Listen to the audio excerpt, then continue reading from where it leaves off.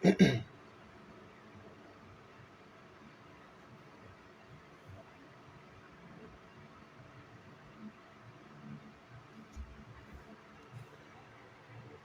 بالله من الشيطان الرجيم. بسم الله الرحمن الرحيم. إن الحمد لله نحمده ونستعينه ونستغفره أنفسنا وسيئات أعمالنا من يهده الله فلا مضل له ومن يضلل فلا هادي له وأشهد أن لا إله إلا الله وحده لا شريك له وأشهد أن محمدا عبده ورسوله. يا أيها الذين آمنوا اتقوا الله حق تقاته ولا تموتن إلا وأنتم مسلمون. يا أيها الناس اتقوا ربكم الذي خلقكم من نفس واحدة وخلق منها زوجها وبث منهما رجالا كثيرا ونساء واتقوا الله الذي تساءلون به والأرحام إن الله كان عليكم رقيبا.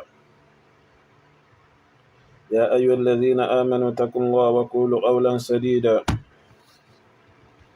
يصلح لكم أعمالكم ويغفر لكم ذنوبكم ومن يطع الله ورسوله فقد فاز فوزا عظيما. أما بعد فإن أصدق الحديث كلام الله وخير الهدي هدي محمد صلى الله عليه وسلم وشر الأمور محدثاتها وكل محدثة بدعة وكل بدعة ضلالة وكل ضلالة في النار أعاذني الله وإياكم منها وأدخلني وإياكم الجنة وبعد. السلام عليكم ورحمة الله وبركاته. أدوبة فون الله سبحانه وتعالى أترى إكاتي غفوجي شان لوا محمد صلى الله عليه وسلم. إكا الله بدأ تيونيتا كما با أولي جتا الله سبحانه وتعالى èyí tí ò ní pínyìnkìn tí ó sì ní parẹ́ kó má bá Nábì Muhammad sallallahu alaihi wa alihi wasallam,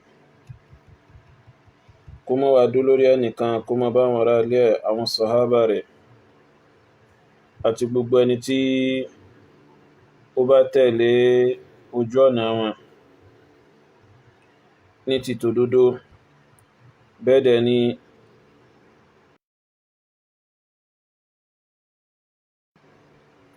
ipe tàbá gbarún tí wọ́n gbàgbọ́ á di olùgbàgbọ́ òdodo.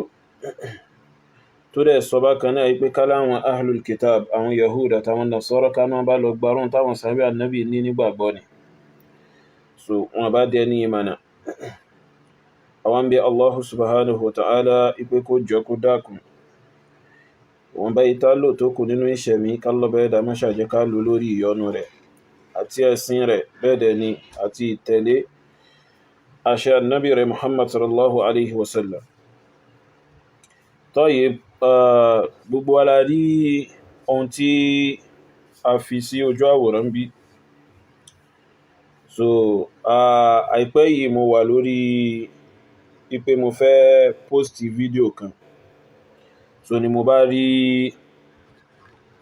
ọ̀rọ̀ nípa ìkéde conference tí wọ́n fẹ́ ṣe tó ní ṣe pọ̀ pẹ̀lú Rabitatul Ulama wal A'imma bi biladi Yorùbá. So àkójọpọ̀ àwọn àfáà àtàwọn ìmámù nílẹ̀ Yorùbá lápapọ̀. So conference tí wọ́n fẹ́ ṣe, mo bá rí ọ̀rọ̀ ìkéde lórí rẹ̀ látọ̀dọ̀ àwọn kọ̀ọ̀kan tí wọ́n pè ipé kí wọ́n bá wọn ṣe ìkéde, bí Abdulaziz Adéwọ̀lú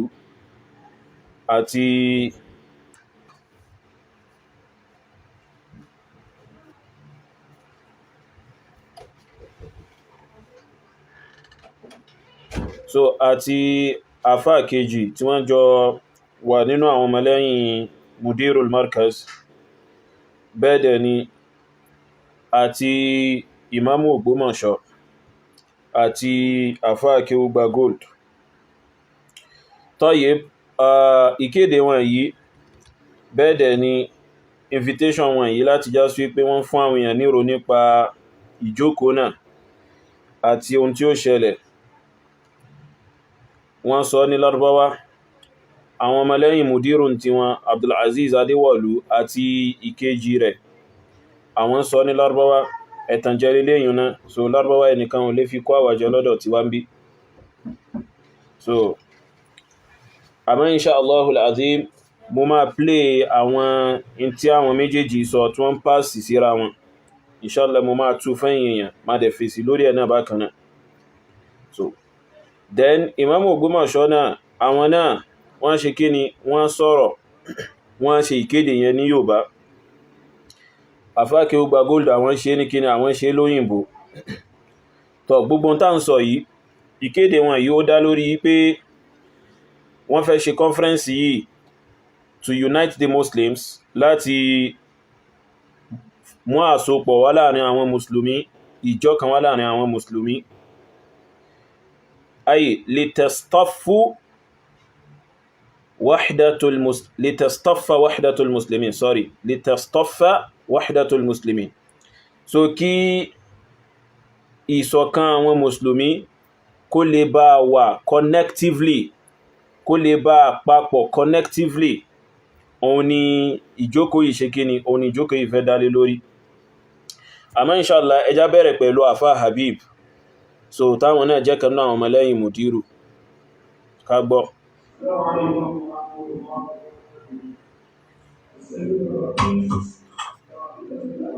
So àkọ́kọ́ náà mo lè má lè torí ìbẹ̀rẹ̀ ọ̀rọ̀ àfá Habib yìí nípa ìkéde yẹn ní Lárúbáwá kò clear dáadáa, so oye àmọ́ ibì kan bẹ tí wọ́n ti padà wá gbé máìkì kan sí àfá ní àyà, oye tí mo bá ti débẹ̀ ibẹ̀ yẹn clear, so ibẹ̀ yẹn mo máa tú, so ó dẹ̀ níbi tí mo fẹ́ lò nù, so mo lè má tú gbogbo, so mo lè má fẹ́ tú gbogbo ohun tí àfá náà sọ ní Lárúbáwá nítorí pé kò clear dáadáa, ó ní àwọn ibi tó clear ń bẹ̀, so ó dẹ̀ ti ní target ibi tí mo ń lọ nínú ọ̀rọ̀ àfá náà. Tayyib.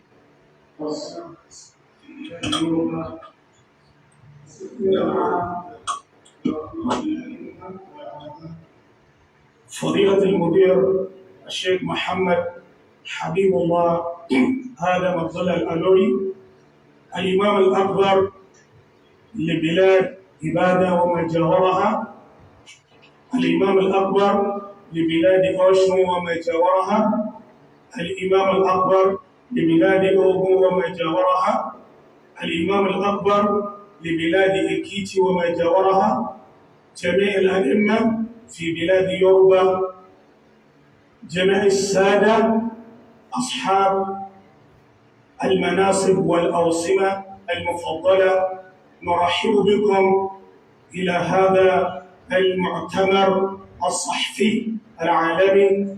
السادة رجال الصحافة، رجالا نساء، السلام عليكم ورحمة الله وبركاته. نرحب بكم إلى هذا المؤتمر الصحفي العالمي. هذا المؤتمر عبارة عن تعزيز الوحدة الإسلامية والتقدم في بلاد أوروبا. هذا المؤتمر. Tayyib, gbogbo alágbọ́n tí àfá Habib, ìkan náà àwọn ọmọlẹ́yìn Mudiru ń sọ ní èdè Lárúbáwá. Àfá bẹ̀rẹ̀ pẹ̀lú pé wọ́n kọ́ gbé Mudiru wọn tóbi náà, wọ́n sì kí Mudiru wọn lọ́pọ̀lọpọ̀. Ẹ sì mà, ẹnìkan ò ní kí ẹrú má kí olówó rẹ̀, so àwọn ò lè sọ bẹ́ẹ̀ ipé kẹrú má kí olówó rẹ̀. Ṣùgbọ́n pẹ̀lú pé kọ́nfẹ́rẹ́nsì náà tó ní ṣe pọ̀ pẹ̀lú gbogbo Mùsùlùmí ni wọ́n pè àbí, kìí ṣe nǹkan ìdílé àbí bẹ́ẹ̀ kọ́, kìí ṣe pé bá ìdílé kan ni wọ́n sọ pé àwọn fẹ́ fa wáhdà fún, so àbí kẹ́ àwọn ń wá àsopọ̀ fún, unity fún, wọ́n láwọn ń wá unity fún àwọn Mùsùlùmí in tó ṣe pọ̀ pẹ̀lú ẹ̀sìn wa náà ni àbí bẹ́ẹ̀ kọ́, so Mùsùlùmí náà làwa náà àbí bẹ́ẹ̀ kọ́, so fún délé yìí kẹ́nìkan má sọ fún wa pé kí ló kàn wá nínú ohun tá fẹ́ sọ yìí, ohun tó kàn wá ni tó dẹ̀ kàn wá lọ́pọ̀lọpọ̀. Tayyib, àfá Habib nínú tí wọ́n kà tí a gbọ́ láìpẹ́ yìí, òun ní pé wọ́n ní àwọn kí bẹ́ẹ̀ dẹ̀ ni àwọn dẹ̀ welcome àwọn àgbààgbà àfà nílẹ̀ Yorùbá lápèjúwe ìmáàmù àgbà ìlú Ògùn, ìmáàmù àgbà ìlú Ìbàdàn, ìmáàmù àgbà ìlú Oǹdó àti bẹ́ẹ̀ bẹ́ẹ̀ lọ nínú àwọn ìmáàmù tó ń bẹ nílẹ̀ Yorùbá àtàwọn lọ́balọ́ba àwọn welcome wọn síbi ìjókòó kíni ìjókòó conference tí ń bọ̀. Tọ́ wọ́n wá ní ìjókòó conference tí ń bọ̀ tó jẹ́ ti àgbáyé yìí ipe in táwọn fẹ́ fi ṣe tó dẹ̀ jẹ́ kókó àti pàtàkì ohun táwọn fẹ́ kó ṣẹlẹ̀ ń bẹ̀ òun náà ní pé láti fi jẹ́ kí ìjọkan àwọn mùsùlùmí li ta'zizi wahdatil muslimin láti fi jẹ́ kí ìjọkan àwọn mùsùlùmí láti fi jẹ́ kó nípọn, so to strengthen the unity of Muslims. Ẹ wá jẹ́ kí n bẹ̀rẹ̀ ọ̀rọ̀ mi látọ̀nà báyìí. Fa ayyul islam turidu wahdata. Islam wo òun lẹ fẹ́ kí àsopọ̀ bá? Islam wo lẹ fẹ́ kí àsopọ̀ bá?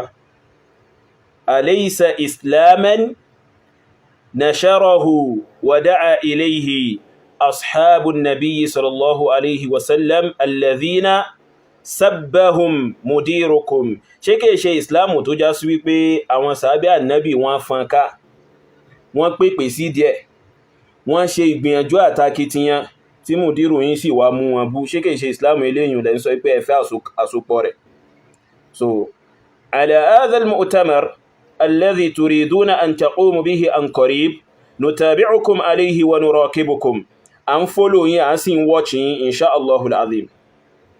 Innana ma'akum, àwa pẹ̀lú yín lórí ẹ̀. À ń wo gbogbo bí ṣe ń lọ àkànwẹ̀. Nǹkan fẹ́ tètè bẹ́ sọ̀rọ̀ tẹ́lẹ̀ ni. Àmọ́ ńgbà tí mo rí ìpolówó yín yìí, mo gbọ́dọ̀ sọ̀rọ̀ lórí eléyìí.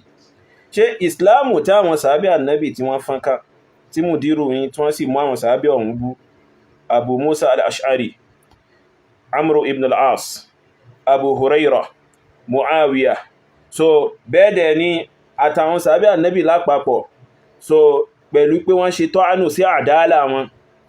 Ṣé ìsìláàmù yẹn kò gbọdọ̀ jẹ́ ìsìláàmù eléyìn táwọn sàábé ànábì tí wọ́n fọ́nká tí mùdírù yín sì wá mú àwọn sàábé ọ̀hún bú, kò gbọdọ̀ jẹ́ eléyìn lẹ́sọ pé ẹ nídìí àsopọ̀ lórí ẹ̀, bóyá ìsìláàmù mi ọ̀tọ̀ ni.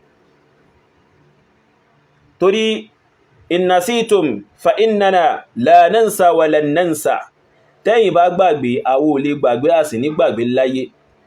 Wala yansa ta'arikh, ìtàn sì ní gbàgbé anna mudirakum sabba ashaban nabiyyi sallallahu alaihi wasallam, ìtàn sì ní gbàgbé pé mùdírù yín bú àwọn sàábé annabi.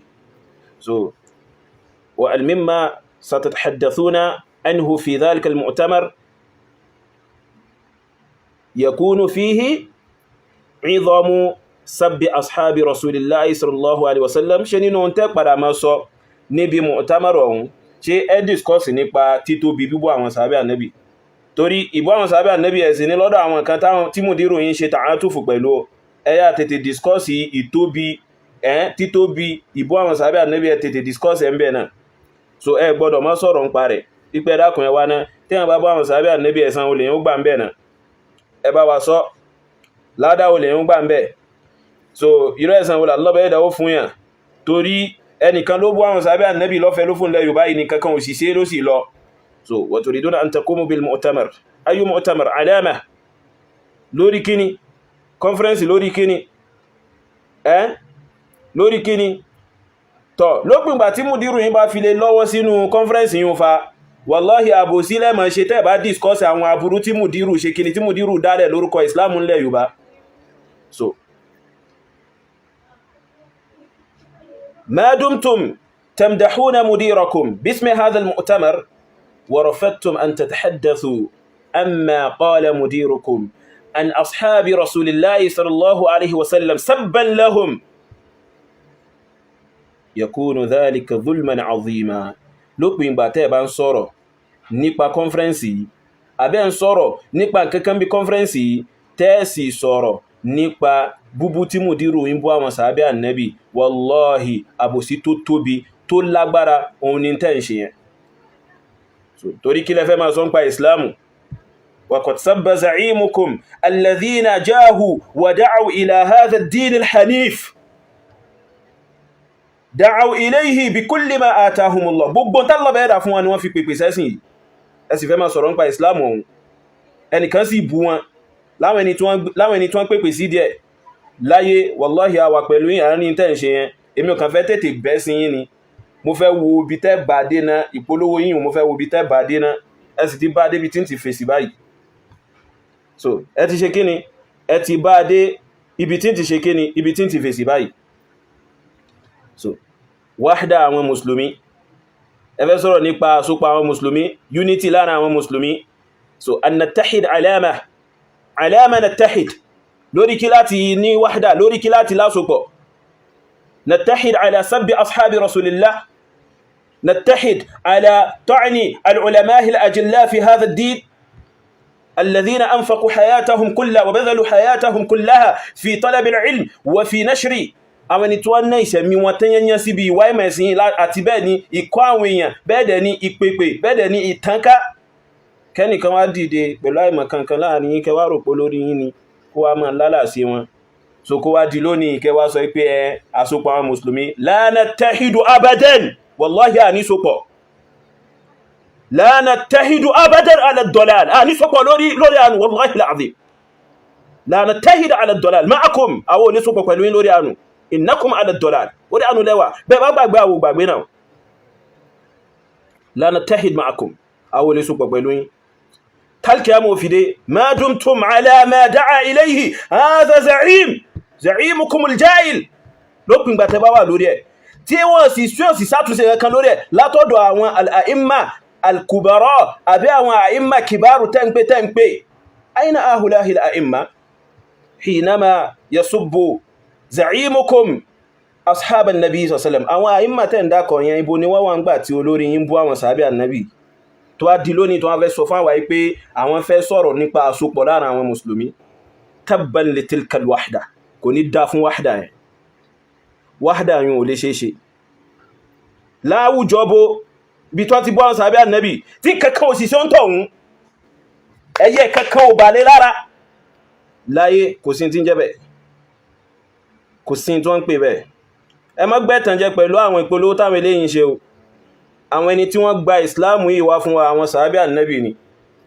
gbogbo tálọ́bẹ̀ ẹ̀dà fún wọn ni wọ́n ná láti rí pẹ́sìn yìí tànká gbogbo tálọ́bẹ̀ ẹ̀dà bù wọn ni wọ́n ná láti rí pẹ́sìn yìí tànká ẹnìkan wá bú wọn kò wá sí nǹkan kan tó ṣe ń tọ̀hún wọn rí mú tamaru ṣe lórí ẹniyún ó wá di lónìí àsopọ̀ àwọn mùsùlùmí lórí àánú àti ìṣìnà kò sí tí wọ́n ń pè bẹ́ẹ̀ wallahi à ń wò yẹn sí rí yín so a tẹ̀lé yín dáadáa bí mú tamaru tẹ́fẹ́ ṣe yẹn nutabi'ukum wa nurakibukum wa nantadhirukum insha Allah ẹ tẹ̀síwájú ẹ máa sọ́lọ الذي بمشيئة الله وبإرادته سينعقد في اليوم 7 و8 و9 في هذا الشهر شهر أكتوبر في بلاد إيجاب المسجد الجامع في إيجاب هذا المؤتمر يعبر ويرشدنا ويطلق علينا ما قام به الإسلام من الوحدة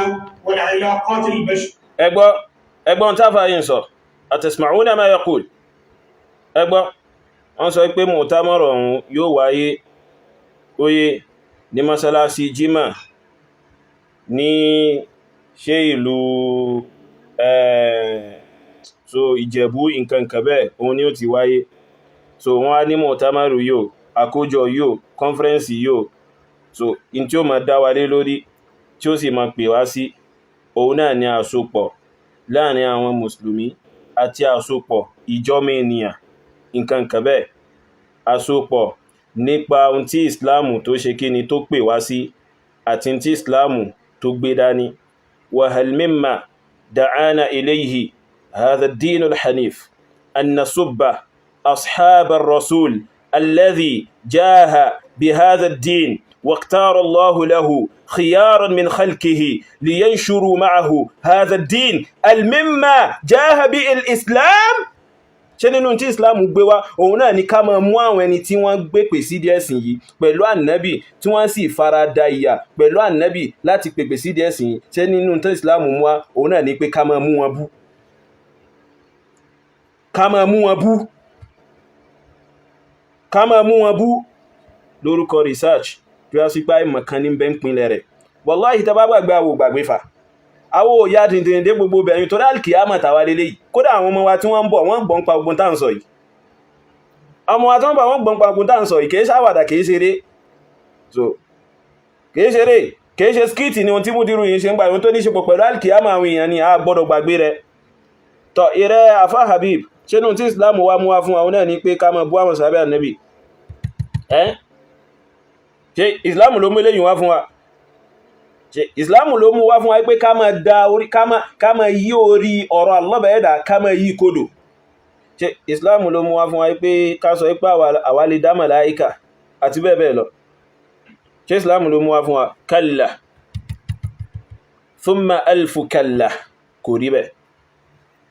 Lam ya'ti al-Islam liya'murana بسب أصحاب النبي بل قرر الإسلام إكرام وتكريم أصحاب النبي صلى الله عليه وسلم. إسلام مفيان الله dájú dájú ìpọ́n àwọn sàhábì Ànábì lé, ìṣe ọ̀pọ̀lọpọ̀ àpọ́nlé àti ìyẹ́sí fún wọn. هذه دعوة الإسلام فمن أين جاء زعيمكم bisibabi ashabi nabi sallallahu alaihi wasallam? Ibo ni olórin ti wá mú ìbú àwọn sàhábì Ànábì wá o? Kélé yìí wà náà tẹ́ sọ nínú conference ọ̀hún. So kélé yìí kó ṣe kíni kó wà náà tẹ́ sọ nínú conference ọ̀hún, kò gbọdọ̀ má sí ńbẹ̀ o tẹ́ bá fẹ́ ká wá sopọ̀ o. Àìjẹ́bẹ̀ alásopọ̀ kankan Ọlọ́run ò sì ní jẹ́ ká jọ ní, torí àwẹ̀ báyàn sopọ̀ lórí àánú àti ìbàjẹ́ àtàbúrú àwọn oníbáyín ṣe. So wal ilaqa albashariya àti kíni àti àsopọ̀ ìjọmọ ènìyàn. Al ilaqa albashariya ala madha? Ala madha? Ala anna din Allah yusfak, lórí pé àwọn kan dú ẹ̀sìn Allah bẹ̀ẹ́dà wọ́n sì ń ṣe kíni wọ́n sì ń yọ ọ̀bẹ tí wa yusammuna anfusahumul muslimin, wọ́n sì ń pèrà wọn ní mùsùlùmí, wọ́n pèrà wọn mùsùlùmí wọ́n sì ń dú ẹ̀sìn Allah bẹ̀ẹ́dà. Ọ̀pọ̀lọpọ̀ àwọn ẹni tí wọ́n ń bẹ ẹ̀sìn Allah bẹ̀ẹ́dà jẹ́ nílẹ̀ Yorùbá nínú àwọn ẹni tí wọ́n lásopọ̀ pẹ̀lú Mudiru yìí ni. Ẹ kà wọ́n, ẹ pè wọ́n, ẹ porúkọ wọn, ẹnikẹ́ni tẹ́ bá mọ̀ nínú àwọn ẹni tí wọ́n ń pèrà wọn mùsùlùmí tí wọ́n sì ń bẹ ẹ̀sìn Allah bẹ̀ẹ́dà jẹ́ nílẹ̀ Yorùbá. Wallahi ọ̀pọ̀lọpọ̀ wọn 85% wọn nínú àwọn ẹni tó yá sí pé wọ́n sá sábẹ́ umbrella Mudiru yìí ni, tí wọ́n rí irú àwọn iṣẹ́ tí Mudiru yìí ṣe sẹ́yìn táwọn náà fi láyà láti máa ṣerú rẹ̀. So gbogbo àwọn eléyìí wà nílẹ̀, kò tí ì sátúnṣe lórí ẹ̀ o, kò tí ì sátúnṣe kankan bẹ́ o, kò tí ì sí ìsàtúnṣe kankan lórí rẹ̀ o. Wọ́n wá kó ẹ̀yìn bọ́ta pé kẹwàá mọ̀ polówó, ẹ ti sí ìpolówó ṣe fa. Wallahi. So akhta'tum rimaya, so ẹ ti ṣe ọfà ta, so ẹ ta ọfà náà yanjú rárá àti rárá. Ìpolówó kí polówó ni wọ́n ní kẹwàá ṣe torí ẹ̀ẹ́dẹ́ ṣàṣeyọrí ń bẹ̀. Ọ̀pọ̀lọpọ̀ àwọn ọmọ tí wọ́n ba Islam jẹ́ yẹn, óyé tí wọ́n sọ pé àwọn ń ṣe research yẹn tí wọ́n sì pé àìmọ̀ kan ni wọ́n fọ́n káàkiri, ọ̀pọ̀lọpọ̀ wọn abẹ́ umbrella Mudiru yìí ni wọ́n sáwọ̀. Insha Allahul azim kò wá sẹ́mi mi tẹ́lẹ̀ ni, ó ẹ̀ṣẹ̀ wá sí mi lẹ́mìí sìn. Ibi tí Mudiru yìí ti sọ pé èyí ọmọ tí ń bẹ lẹ́pẹ́ yìí, èyí ọmọ bó wọ́n ti ń pè ọmọ Al-Mubaraku tí ń bẹ lẹ́pẹ́ yìí, Said Al-Mubaraku, ibi tí Mudiru yìí ti gbé ṣùbà fún tí wọ́n ti sọ pé kódà ó ṣe tayọ ohun táwọn ṣe lọ, ipe Al-Mubaraku fọ́ lójú tán yán ń gbé fídíò náà wá. Wallahi à ń wò yín báyìí níbi conference tẹ́fẹ́ ṣe. So à ń wò yín báyìí, à ń rí yín báyìí, à ń tẹ̀lé yín, à ń follow yín níbi conference tẹ́fẹ́ ṣe. Oye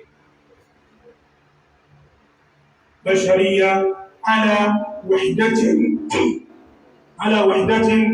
تنص على العلاقة الإلهية بين البشرية والذي يقوم بقراءة وإرشاد هذه الوحدات هو الشيخ محمد توفيق الكربلاء الذي ينوب عن رابطة الأئمة والعلماء في نشر وقراءة هذه المقالات، فجزاه الله خير الجزاء. وإن شاء الله في اليوم الذي قلنا سينعقد هذا المؤتمر الصحفي العالم، ننتظر جميع المسلمين في ربوع البلاد يوروبا. كلا، تقول تنتظر جميع ساب أصحاب رسول الله. ó sọ pé ẹ̀ ń retí gbogbo àwọn ẹni tí wọ́n ń bọ́ àwọn sàhábà Ànábì la jami'a al-muslimin. má sọ pé òun retí gbogbo àwọn mùsùlùmí, bal jami'a sábí ashabi rasulillah. sọ pé òun retí àwọn gbogbo àwọn tí wọ́n ń bọ́ àwọn sàhábà Ànábì. فالمسلمون ما يجوز لهم قط أن يجتمعوا معكم في ذلك المؤتمر ويكون فيه، بل يكون على رؤوسكم فيه من سب أصحاب رسول الله الذين دعوا إلى هذا الدين الذي تدعون أنكم تريدون وحدته. so ẹ̀sìn tẹ́ ń pàpọ̀ mọ́ra pé ẹ fẹ́ àsopọ̀ rẹ̀ oye. so mùdírù tó bú àwọn sàhábà Ànábì ò ní jókòó síbẹ̀ láwọn sàhábà tó sípò àwọn ni wọ́n ṣe wàhálà fún ẹ̀sìn náà. mùdírù ò ní jókòó síbẹ̀ kẹwàá máa retí pé àwọn mùsùlùmí ń bọ̀ wá bá yín wà ń bẹ̀. wọ́n mùsùlùmí tó bá fẹ́ kàn ṣe mọ́ bá wọn tó síbẹ̀ o. so tó bá fẹ́ tó síbẹ̀ ẹni kí wọ́n sọ̀rọ̀ nípa ìbú àwọn sàhábà Ànábì. so ẹni kí wọ́n sọ̀rọ̀ ẹ ṣe bẹ́ẹ̀ pé ẹ gbàgbé ni àbí àwọn ò bá yín gbàgbé. wàláhì ń bẹ nínú agbárí wa, kò lè kó mbẹ̀ àfi tá a bá fi ayé lẹ̀ lókù. ẹ má sọ pé ń retí àwọn mùsùlùmí, ẹ sọ pé ń retí àwọn tó ń bọ́ àwọn sàhábà Ànábì, àwọn onírègbè tí wọ́n fẹ́ nǹkan kan ṣe. àwọn mùsùlùmí èèyàn dáadáa níwọ̀n, wọ́n bá yàn kójọ sí ìdí ìranu, wọ́n bá yàn kójọ sí ìdí àánú. so ogbon tánàwọ̀ sẹ́lẹ̀mù sọ ni. so anáwọ̀ sẹ́lẹ̀mù sọ pé la yajma'u Allahu ummati ala ad-dalala. Allah bẹ̀ẹ́dá ò ní kó al'umma òun jọ sórí àánú. wallahi àwọ̀ wà pẹ̀lú yín, àwọ̀ lè bá yín ṣe pẹ̀lú gbogbo àwọn tẹ́ ń ṣe yẹn. tó yẹ mo ṣe sọ pé gbogbo àwọn Lárúbáwá tí èyí àfá àbíbò àti Abdulaziz Rayis àbí Abdulaziz Adéwọ̀lú tí wọ́n sọ kọ́mẹ́dì ní lọ́dọ̀ tiwa, kọ́mẹ́dì ní lọ́dọ̀ tiwa. so kò eléyìn kò lè ẹ̀ lífi kò Lárúbáwá tí ò dẹ̀ tí ẹ̀ débì kankan, Lárúbáwá tí ò ní láti bí síbẹ̀ yìí. so àwọn tí wọ́n dá kan mà ní wọ́n rò pé bọ́yá ẹ ti fà wọn ṣáìnì níbi tí wọ́n tẹ̀ tí ń pàṣẹ máìkì láàrin ara yín ìpẹ́tọ̀ ìwọ tọ̀hún ọmọ mùdírù ọyá sọ̀rọ̀ tí wọ́n mú ọwọ́ náà sọ Lárúbáwá ẹ wá ń fi wọ́n ṣáìnì ẹ lè ṣe lọ́dọ̀ tàwa óyé. Jazakumullahu khairal jazaa.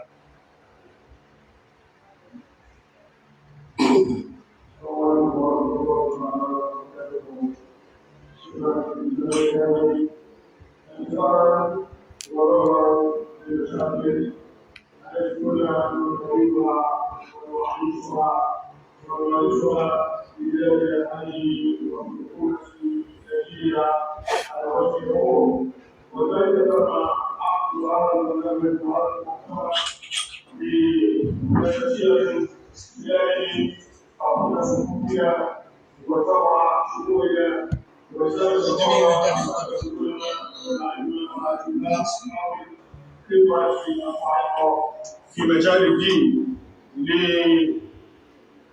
ليقوموا خير قيام لتحليل. طيب so mo ti sọ pé mo lè má rí bí tú gbogbo àwọn nǹkan tí àwọn ọmọ mùdírù yóò mọ̀ sọ ní Lárúbáwá nítorí àwọn ibì kan ò clear, bọ́ ibi tó bá clear ń bẹ̀rẹ̀ ọ̀rọ̀ mi ń bẹ̀. so tọ́ Abdulaziz Adéwọ̀lú ń sọ̀rọ̀ ń bí so lórí kíni lórí conference tó fẹ́ wáyé náà ni. so nínú tí Abdulaziz Rayis wá sọ, that is Abdulaziz Adéwọ̀lú nínú tó wá sọ òun náà ni pé ó ní nínú tí wọ́n fẹ́ ṣe níbi conference yìí òun náà ni pé láti ṣe tahlil, láti yanjú àwọn problem, àwọn wàhálà tó já sí wípé in kojú Islam.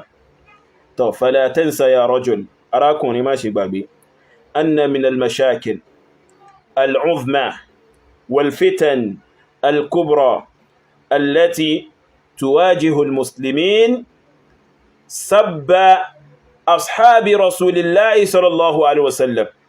má ṣe gbàgbé ipé nínú àwọn fitna tí ń kojú àwọn mùsùlùmí tó tóbi àtàwọn wàhálà tí ń kojú àwọn mùsùlùmí tó dẹ̀ tóbi òun náà ni búbú àwọn sàábé annabi. fa hadhihi alfitna wa hadhihi almushkila mushkilatun fitnatun والشهور ومرت عليها الأعياد. àwọn ọdún rìn lórí ẹ̀, àwọn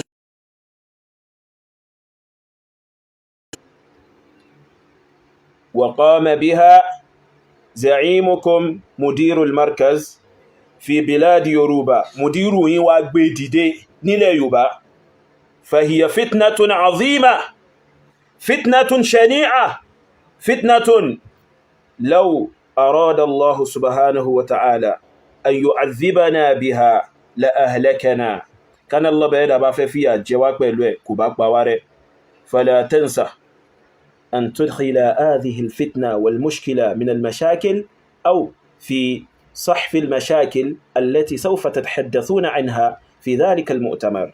má ṣe gbàgbé àti fi fitna yẹn sínú àwọn àbí wàhálà yẹn, má ṣe gbàgbé àti fi sínú àwọn wàhálà tẹ́ discuss níbi ìjókòó conference tẹ́fẹ́ ṣe kí ni tẹ́fẹ́ ṣe, torí fitna tó tóbi ni. so ẹ kàn má wàá sọ fáwọn yẹn pé Islam ẹ̀sìn tó yá sí pé ká ṣàsopọ̀ ní, so pé ká ṣe kí ni ká ṣe dé káwọ́jọ wà papọ̀ nǹkankan, kẹ́ wá yọ búbú tí mùdírù yín bú àwọn sàábí tí wọ́n gbé Islam náà wá fún wa, tí wọ́n wá ṣàlàyé Islam náà wá fún wa. so kẹwa gbé wọn tì sẹ́gbẹ̀ẹ́ láláì sọ̀rọ̀ nípa ipé kódà nínú fìtínà tá ń sọ yìí òun náà ni ìmọ̀ bú àwọn sàábé ànábì. mo sì máa wọ́ Abdulaziz Adéwọ̀lú ní ìsìn ló máa fẹ́ prove bí pé bóyá kéwù kan bẹ lágbárí rẹ̀ yìí, òdo ló sì fẹ́ prove. ní ìsìn ló fẹ́ máa sọ pé búbú tí mùdírù bú àwọn sàábé ànábì yẹn majazi ni, kìí ṣe àkíkí, gbogbo nǹkan ni majazi lọ́dọ̀ rẹ̀. ní ìsìn ló fẹ́ máa sọ pé kódà àwọn kan sọ pé mùdírù bú àwọn sàábé, mùdírù sọ pé nìkan dẹ̀dẹ̀wù rẹ̀, ó lè sọ fún yín pé majazi ni dẹ̀dẹ̀wù rẹ̀ tí mùdírù pé kíni, tí mùdírù pé Abu Musa al-Ash'ari. so ó ya aláìmọ̀kan débẹ̀, òun tẹ̀ ó máa ń dọ́gbọ́n sọ pé òun fẹ́ fi mímọ̀ display mà, ó máa ń dọ́gbọ́n sọ pé òun fẹ́ display mà. wọ́n sì gbàgbé àti fi eléyìí náà sí oye wọ́n sì sọ fáwọn yẹn pé majazi ni búbú tí mùdírù bú àwọn sàábé ànábì yẹn, kìí ṣe àwọn sàábé gangan ni mùdírù fẹ́ bú. oye má dánwò, torí babaláìmọ̀kan ni ohun tó ṣe yẹn. oye so minal mashakil kíni mushkila kan tóbi tó búbú tí mùdírù yín bú àwọn Abu Musa al-Ash'ari, àwọn Amru ibn al-As, so àtàwọn Abu Hurairah àtàwọn Muawiya àti bẹ́ẹ̀ bẹ́ẹ̀ lọ nínú àwọn sàábé ànábì. ṣé ó tó ni? so ẹ bá fẹ́ máa sọ̀rọ̀ nípa Islam wo, kò gbọ́dọ̀ jẹ́ Islam yìí táwọn sàábé yẹn gbà wá, kò gbọ́dọ̀ jẹ́ kálà, kò sí tí ń jẹ́ bẹ́ẹ̀. في بلاد يوروبا وفي نيجيريا على وجه العموم، فإن الديانة الإسلامية أو الدين الإسلامي كان منهج الحياة وطريق التعايش السلمي، وهذه الطريقة هي نفس الطريقة التي سار عليها سيدنا محمد صلى الله عليه وسلم وأصحابه، وعايشوا الحياة السعيدة تحت ظل الإسلام. so ẹwọ bí ṣe ń sọ̀rọ̀ bí èèyàn dáadáa, ń sọ̀rọ̀ bẹ́ni tó mọ̀ tí ń ṣe, so ń sọ̀rọ̀ bẹ́ni tó yá sí pé ó ṣe kí ni ó mọ̀ tí ń ṣe. so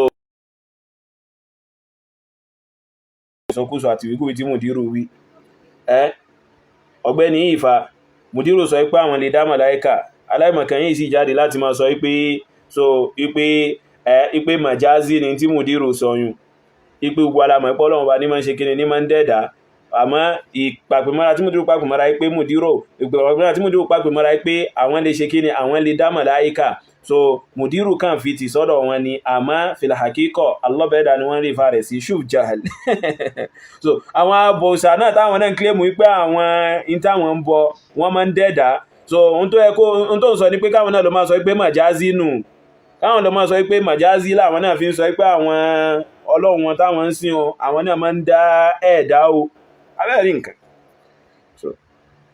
òun náà ló tún sọ láìpẹ́ yìí أظن في الأسبوعين الماضيين ولو رددت عليه على تلك الضلالة أبدا ياسك بمفسفون لوري آنوية تنصر نقبى مولد يريد أن يدافع عن الاحتفال بالمولد النبوي so ó fẹ́ máa defendi mọ́lúdì ayẹyẹ ọjọ́ bí Ànábì sallam faqala ó wá ń sọ pé kódà ẹ̀yin alùsùnà o tẹ́bá ti ẹ̀fẹ́ mú nǹkankan against àwọn onísúfí tí wọ́n ṣe mọ́lúdì gbàgbọ́n tẹ́tẹ̀ sọ ní pé wọ́n sọ pé wọ́n bá sọ pé ìláhù ni annabi ìláhù ní kíni ìláhù ní annabi ó wọ́n sọ pé tọ́ bá tẹ̀ sọ pé ìláhù ní annabi o àwọn onílúgà ó bá yín yí wọ́n sọ pé màjázi ni kìí ṣe hakiki olódo ní ọ́ àwọn abòsà náà táwọn náà ṣe kíni tí wọ́n ń pè àwọn tí wọ́n ń sìn ní ìláhù tí wọ́n ń pè wọ́n ní tí wọ́n fún wọn ní ìbádà nǹkan kan bẹ́ẹ̀ so àwọn náà káwọn náà máa sọ pé màjázi ni jahil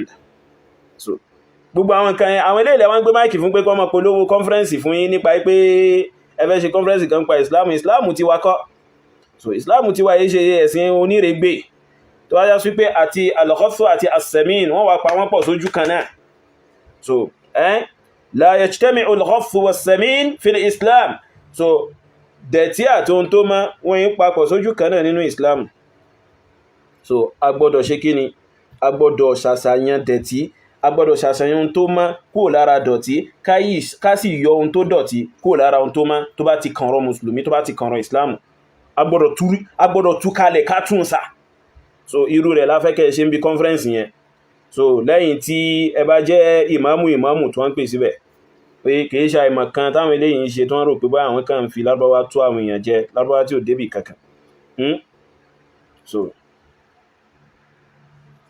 ولعقل لو أننا اتخذنا طريقتهم واتخذنا منهجهم لكي نعيش حياة ẹgbọ́ ó sọ pé tó bá ṣe ṣe ká mú ojú ọ̀nà ànábì àtójú ọ̀nà àwọn sàábí ànábì so líkè na ìṣà hayatan tayyibatan ká lè bá ìṣẹ̀mí tó ṣe kí ni ìṣẹ̀mí tó má ما منهج النبي صلى الله عليه وسلم في المعاملة مع أصحابه ما منهج النبي في المعاملة مع أصحابه ما منهجه كن منهج النبي نبي باون صحابي رلو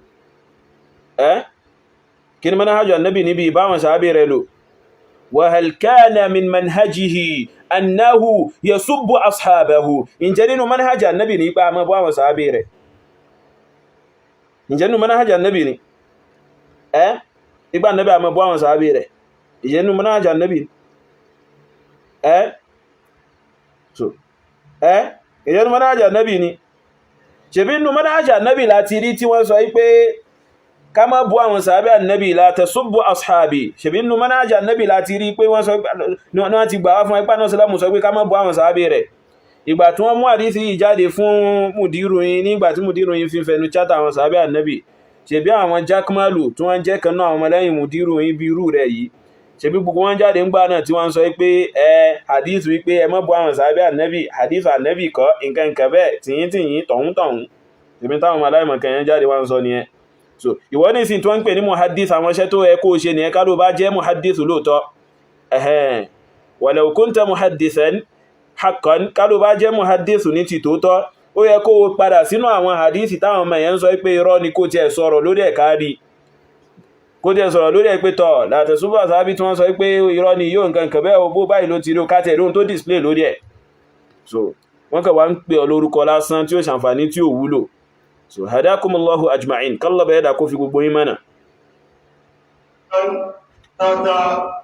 ضد الإسلام وتعطى معايشة سلمية في ديارنا هذه ولذلك تم عقد هذا البرنامج وهذا المؤتمر لكي نوحد صفوفنا ولكي نجد اسكت يا عبد العزيز فإن صفوفنا لا توحد صفوف المسلمين ببلاد يوروبا لا توحد حتى تؤخذ لأصحاب رسول الله من مديركم حقوقهم àfìgbà tí wọ́n bá tó gba ẹ̀tọ́ àwọn sàábẹ́ ànábì lára mùdírù yín fún wọn fàhínà záká yastaffu safful muslimin ìgbà tí sáfún àwọn mùsùlùmí tí ó tó gba tító nìyẹn. amma biduni dhalik falan tuwahhad walan tattahid sufuful muslimin. Wallahi sáfún àwọn musulmi ò lè tó. alẹ́ ilé tán àwọn èèyàn jẹ́ mọ́ nílẹ̀ Yorùbá kò sáyè léyìn. ẹ̀tàn jẹ́ lélé yìí náà. so hadha zulm wa gish, àbòsí lélé yìí, ẹ̀tàn jẹ́ lélé yìí, aburú lélé yìí. so على الضلالة وهوى النفس والجهالة والعماية باسم العلم pẹ̀lú ọ̀fọ́jú lórúkọ ìmọ̀. kalla kò sí tí ń jẹ́ bẹ́ẹ̀. gbogbo àwọn méjì sí ń sọ yín sí ń dùn mọ́ wọn lẹ́nu, yín sí ń dùn, yín sí ń yọ̀ mọ́ wọn lẹ́nu, ẹ̀ ń sọ rédèrèdè, yín sì ń yọ̀ mọ́ yín lẹ́nu. àwọn Lárúbáwá jẹ̀kú rẹ̀ dítẹ̀ ń wí abẹ́ẹ̀ rí nǹkan.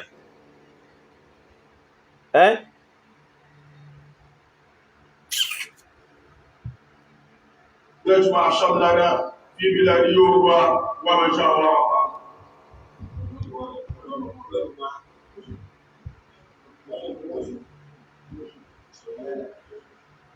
هذه الوحدة والعلاقة الإسلامية والتقرب في بلاد يوروبا الرجال والصحابة والسادة الكرام كما يقول سبحانه وتعالى في سورة المائدة وتعاونوا على البر والتقوى ولا تعاونوا على الاثم والعدوان. بارك الله فيك على تلك الآية. lórí àyà tó mú àyè kálọ̀ bẹ̀rẹ̀ dà kó gùn lálùbárkà afá Habib. lórí àyà tó mú àyè kálọ̀ bẹ̀rẹ̀ dà kó gùn lálùbárkà lórí àyà tó mú àyè. so قال الله تعاونوا على البر والتقوى ولا تعاونوا على الإثم والعدوان.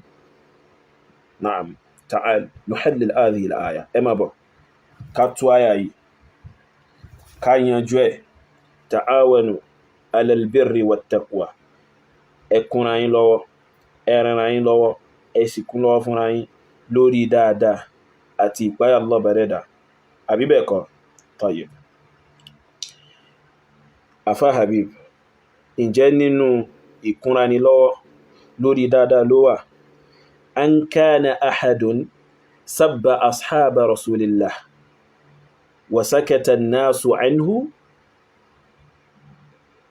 mahama alimu annahu sabba ashaba rasulillah. ṣé nínú dáadáa ló wà tákùnra wa lọ́wọ́ lórí ẹ̀ òun ni kẹ́nìkan bú àwọn sàábé ànábì kí wọ́n sì mà, káwọn èèyàn sì mà ipẹ́ ní ìbú àwọn sàábé ànábì kí wọ́n sì dákẹ́ lórí ẹ̀ kí wọ́n má sọ̀rọ̀. ṣé nínú dáadáa tákùnra wa lọ́wọ́ lórí nìyẹn.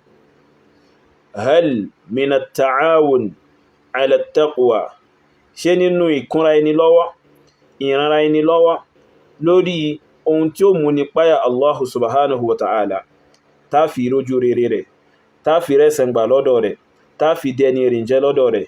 ṣé nínú rẹ̀ òun ni pé kẹ́nìkan kó máa sọ̀rọ̀ ìfẹ́nú lórúkọ research kó sì máa fọ́n òdó káàkiri káwọn èèyàn sì dákẹ́. ma annahum alimu anna hadha ar-rajul yad'u ila ash-sharr wa yad'u ila al-fasad wa yad'u ila ma sayakunu sababan lil-firaq aw lil-furqa bayna al-muslimin. wọ́n sì ń pèpè lọ sí dín tó já sí wípé yóò jẹ́ sábàbí fún ìtúká, bẹ́ẹ̀dẹ̀ ni fún ìyapa láàrin àwọn mùsùlùmí. ṣé nínú tó já sí wípé yóò jẹ́ sábàbí ìpá lọ́bẹ̀ẹ́dà fún wa ni? wallahi thumma billah. so in tó yóò dì sí àyà yìí òun ni tí ẹ̀yin tẹ́ jáde wá tẹ́jọ́ mọ́ lẹ́yìn mùdírù tẹ́ wá ń sọ̀rọ̀ báyìí. oye in tó yóò dì sí àyà yìí ọ̀pọ̀lọpọ̀ in practice. bal tata'awanuna ala al-ithmi wal-udwan. so ẹ̀ ń kúnra yín lọ́wọ́ lórí ìbàjẹ́ àti aburú. ẹ̀ ń kúnra yín lọ́wọ́ lórí ìbàjẹ́ àti aburú. àìjẹ́bẹ̀ so ṣé ọlọ́pọlọ kan bẹ abónílàkà ìkan bẹ tí wọ́n sọ fún ipé bàbá tó bí dẹ̀dẹ̀wùrẹ̀ ní bàbá tó bí tínú rẹ̀ ó wà dùn. dẹ̀dẹ̀wùrẹ̀ tí mùdírù yín máa pe ìkanú àwọn sàábẹ́ ànábì fa ẹ̀yin wọn wọ̀nyí tí wọ́n bá pe bàbá Ádámà bẹ́ẹ̀ inú ẹ̀yin gan náà ò ní dùn. kí ló dé tínú yín ò ní dùn? torí pé ẹ̀mọ̀ pé èébú ní nǹkan yẹn. so ẹ mọ̀ pé èébú ní nǹkan yẹn inú yóò wá ní dùn ẹ sì ń sọ pé èébú kọ́ ni mùdírù bú àwọn sàábẹ́ ànábì tí wọ́n ṣe kíni tí wọ́n lo dẹ̀dẹ̀wò rẹ̀ fún àti bẹ́ẹ̀ bẹ́ẹ̀ lọ́nà àwọn kan míì tí wọ́n sọ lórí àwọn sàábẹ́ ànábì kọ̀ọ̀kan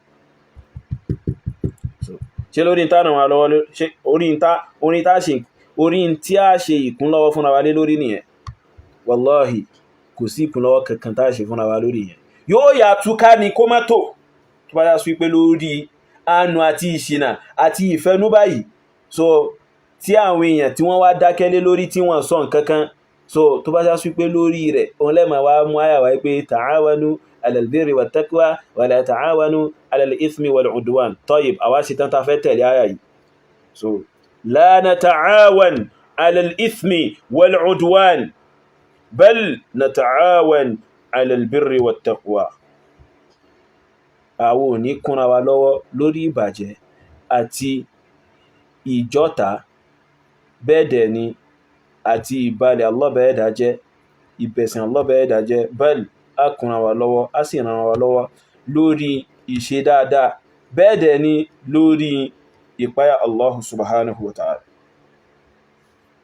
la nata'awan ala sabbi ashabi rasulillah la nata'awan على تبديل آيات الله عن موادعها ní ràn wá lọ́wọ́ lórí ìyá àwọn ọ̀rọ̀ Allah bá ẹ̀dà padà kúrò ní àwọn àyè tí Allah bá ẹ̀dà gbé sí ní ràn lọ́wọ́ lórí ẹ̀ so ní ràn lọ́wọ́ lórí ẹ̀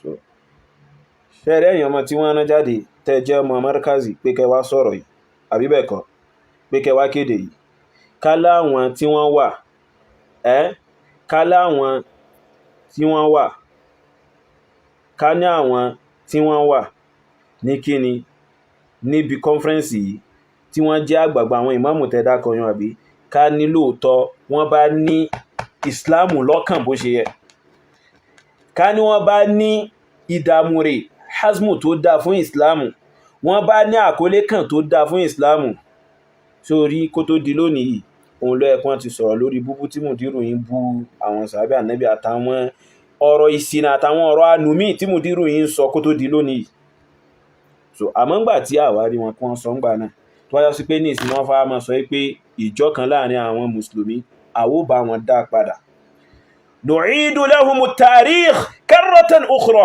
á dá ìtàn padà fún wọn lẹ́ẹ̀kan sí lórí kọ́nfẹ́rẹ́nsì yìí insha Allahul azim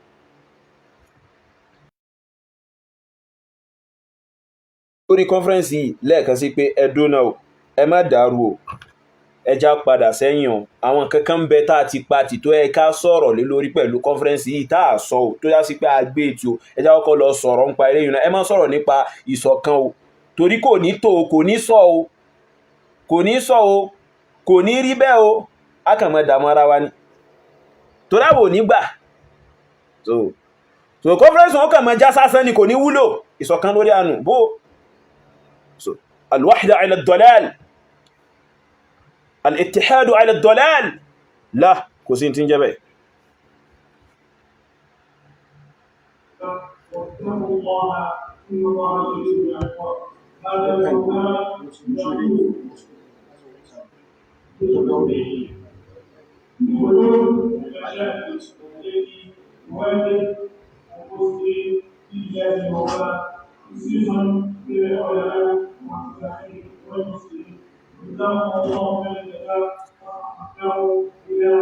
so eléyìí jẹ́ kókó àwọn nǹkan tí àwọn ọmọ lẹ́yìn mùdírù yẹn tí wọ́n wá ṣe kíni tí wọ́n ṣe kíni tí wọ́n sọ̀rọ̀ nípa níbẹ̀ yẹn so inṣáàlọ́hùl azim mo fẹ́ gbé ọ̀rọ̀ ìmámù Ògbómọ̀ṣọ́ náà wá káwọn èèyàn kan mọ́ gbẹ̀tàn jẹ pẹ̀lú kíkí àti dìwé bí ìmámù Ògbómọ̀ṣọ́ ṣe àdírẹ́sì mùdírù yẹn oye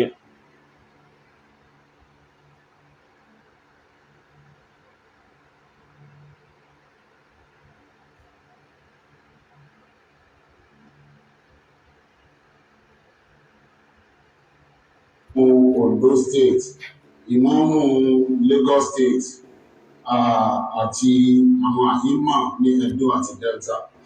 Ní àdáyọrí bàbá wa Mudiru Markaz, bàbá wa Fọ̀dátù Sheikh Habibullah Adam Abdullah Al-Ilori ọlọ́run bá ní kí ọlá máṣà ìbáwá ẹ má gba ìtànjẹ pẹ̀lú kíkí ìmáàmù Ògbómọ̀ṣọ́ yóò. So la taghtarru bi tahiyyatihi lil mudir, ẹ má gba ìtànjẹ pẹ̀lú kíkí ìmáàmù Ògbómọ̀ṣọ́ yìí fún mudir. So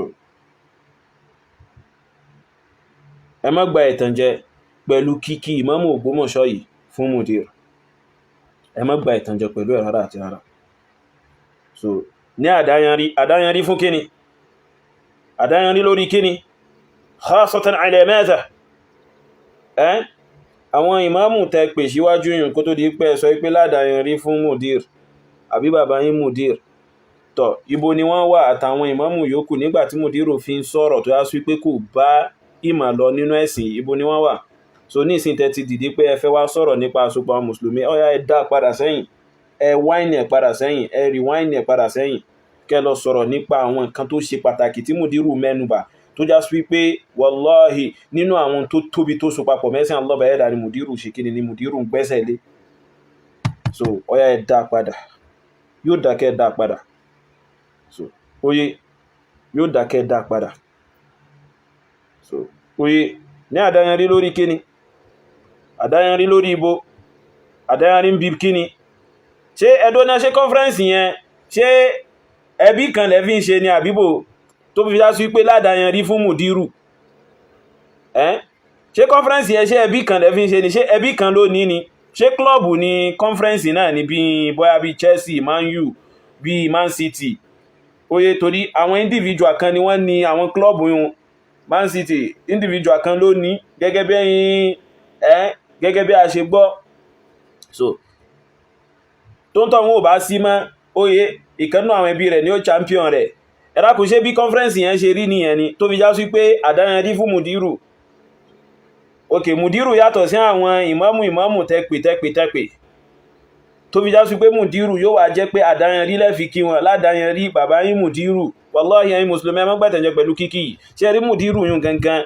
Oye ká ní conference yìí wọ́n bá mọ̀ tí wọ́n fẹ́ ṣe lórí rẹ̀, wallahi thumma billahi àwọn ọ̀rọ̀ tí mudiru yìí ti sọ láwọn ọdún mélòó kan sẹ́yìn, òun ló yẹ kí wọ́n wá padà sẹ́yìn kí wọ́n ní ẹ̀dọ́ náà.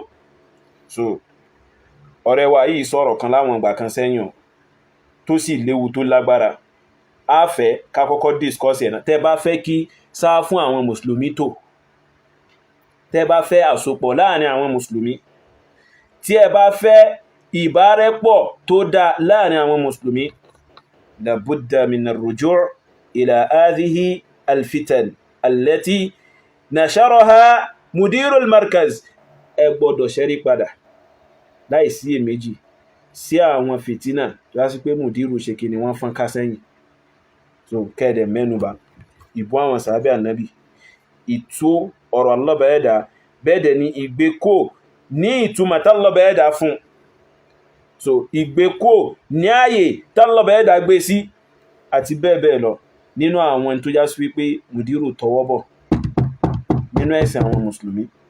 Àìjẹ́bẹ̀ sáfù mùsùlùmí ò lè tó, èyí ò ní sí ń bẹ̀, àwọn fìtínà yóò ní sí ń bẹ̀, àwọn àdánwò yóò ní sí ń bẹ̀, kẹwàá máa retí pé ẹ fẹ́ àsopọ̀ láàrin àwọn mùsùlùmí. Wallahi ó sì ṣe mí láàánú fún ìmáàmù Ògbómọ̀ṣọ́ ipa wa rí yín bẹ̀, ó ṣe mí láàánú fún yín ipa rí yín bẹ̀. So torí àkójọ yìí àkójọ anù ní náà, wallahi al-azim kò sí ìmọ̀nà kankan bí àkójọ yìí, ẹ̀tànjẹ́ lásán ni. So kò sí àǹfààní kankan níbi àkójọ yìí, ìwúlò kankan. So kódà conference yìí gan lápapọ̀ kò lè bí nǹkan tó dáa, torí àwa ó mọ̀ ṣe kí náà ó mọ̀ fólò tí wọ́n mọ̀ sọ́mbẹ̀. Ètò bá sì yẹ ká ṣe rọ́dù lé lórí, radadna alayhi, á ṣe rọ́dù lé lórí tí ó gbóná. So torí ntí wọ́n fẹ́ dọ́gbọ́n dánwò yìí, wallahi wọn ní bo in tó ṣe pàtàkì tó yẹ kí wọ́n mẹ́nubà, wọn ní bo mọ́lẹ̀ kó já sí wípé àsopọ̀ unity náà wà máa present fáwọn mùsùlùmí. La nattahid walan nattahida ala ad-dalal. Ànábì sallallahu ti sọ la yajma'u Allahu ummati ala ad-dalal. Allah bẹ̀ẹ́dà ò ní kó al'umma mi jọ sórí ànú àwọn òbáyín wà àbáyín ṣe hatta tukhadh li ashabi rasulillah huququhum min kulli wajhi. Àfìgbà tán bá tó gbà fáwọn sàhábé Ànábì ẹ̀tọ́ wọn ní gbogbo ọ̀nà. Wa sallallahu wa sallama ala nabiyyihi wa ala alihi wa sahbihi ajma'in.